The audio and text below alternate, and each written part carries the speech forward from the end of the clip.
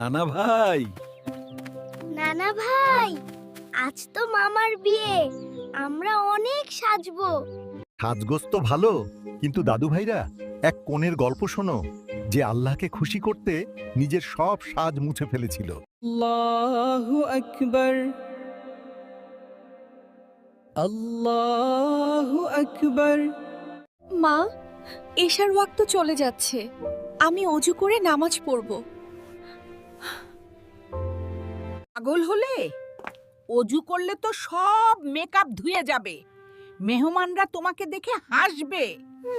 মানুষের চোখে সুন্দর হওয়ার চেয়ে আল্লাহর চোখে সুন্দর হওয়া আমার কাছে বড়। মা,